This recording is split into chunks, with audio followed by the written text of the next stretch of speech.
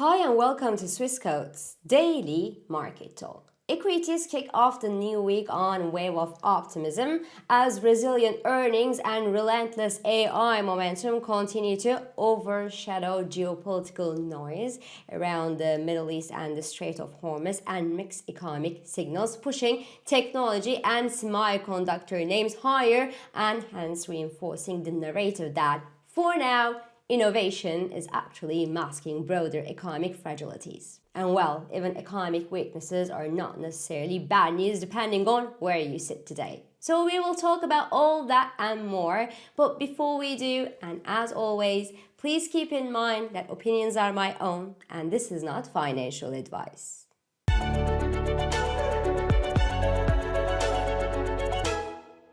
This show is brought to you by Swissquote. So this new week kicks off on optimism, not because the Iranian war is coming to an end, and to be perfectly honest with you, I also try to look past the headlines today as the US leader's statements sound nothing more compelling or more interesting than just cheap propaganda, but on optimism that AI continues to mask the pain elsewhere. And well, the pain on US manufacturers was unclear as Friday's manufacturing data actually clashed each other, with one metric showing that things were going right and the other one was pointing at softer numbers. Atlanta Fed's GDP now forecast, on the other hand, predicts today that the US economic growth may have accelerated to 3.5% in the second quarter of this year from around 2% in the first quarter, though it was revised slightly down from 3.7%. But anyway, the corporate earnings today clearly hint at resilience. 63% of the S&P 500 companies already reported their earnings so far, and 84% of these companies have reported a positive EPS surprise, and 81% of them reported a positive revenue surprise, according to FactSet. Banks and technology companies did particularly well in the first quarter of this year on both sides of the Atlantic Ocean, while European oil companies navigate the Middle East chaos and the disruptions that we see in the Strait of Hormuz gracefully, while the picture for US players such as ExxonMobil and Chevron is actually a bit more balanced than that. Because both companies reported earnings last Friday, both actually beat expectations, but they also told that their profits fell in the first quarter of this year due to the Iran war disruptions. And the reason for this divergence is because US and European oil giants actually play a different game. The Europeans are not just oil producers, they are also big traders. So when disruption hit key routes like the Strait of Hormuz and prices jump,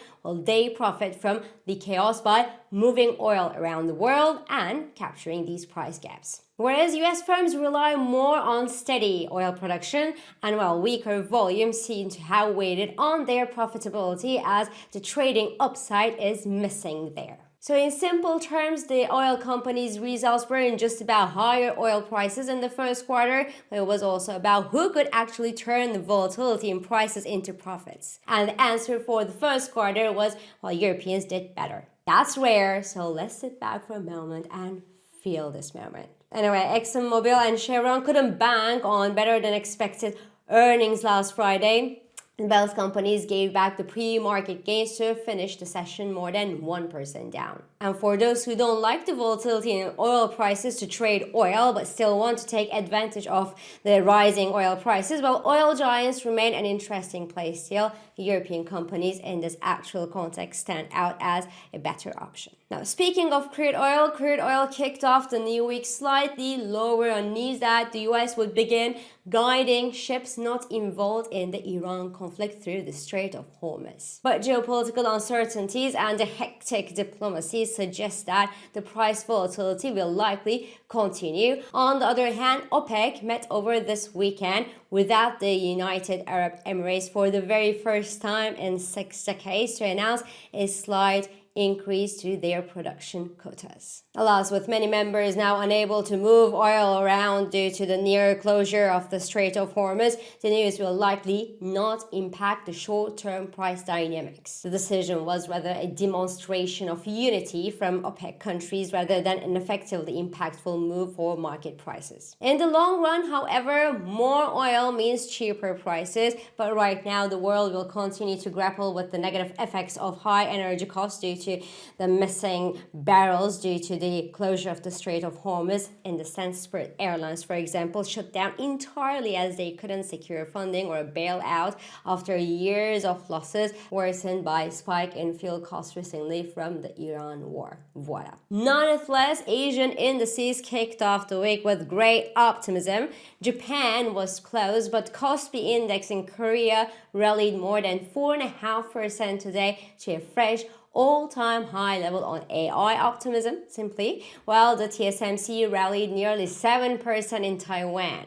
SoftBank, on the other hand, which got hammered last week by the news that OpenAI has not met internal targets, remember, due to rising and tougher competition from rivals like Gemini and Anthropic, rebounded nearly 4% on Friday on broad AI optimism, and Nasdaq futures this morning are actually leading gains among other major futures after extending gains to a fresh all-time high level last Friday on strong cloud growth from three big cloud providers, Google, Amazon, and Microsoft. That was actually taken as a sign of AI adoption and healthy and strong growth in the sector. So this week, earnings will continue to flow in with AMD and ARM holdings in focus for the semiconductor investors.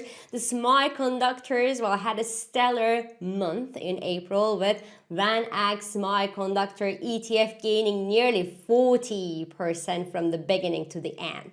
The results of the semiconductor companies will likely be strong, but whether they will be the sky-high expectations will be key for the continuation of this rally. On the economic calendar, the Reserve Bank of Australia is expected to hike interest rates tomorrow to rein in on rising inflationary pressures, a hawkish divergence here that justifies the accelerating bullish strength in the Aussie dollar to above 72 cents level. The US dollar, on the other hand, is trading pretty flat this morning in Asia. The US jobs data will be the major event this week on the US economic calendar, with predictions quite diverging. A consensus of analysts estimates on Bloomberg survey suggests that the US economy may have added around 73,000 new non-farm jobs last month. But some expect a number much smaller than that due to the AI-related job losses, while others expect a number way higher on AI infrastructure construction-related job additions. In all cases, the Federal Reserve decided to maintain its interest rates unchanged when it met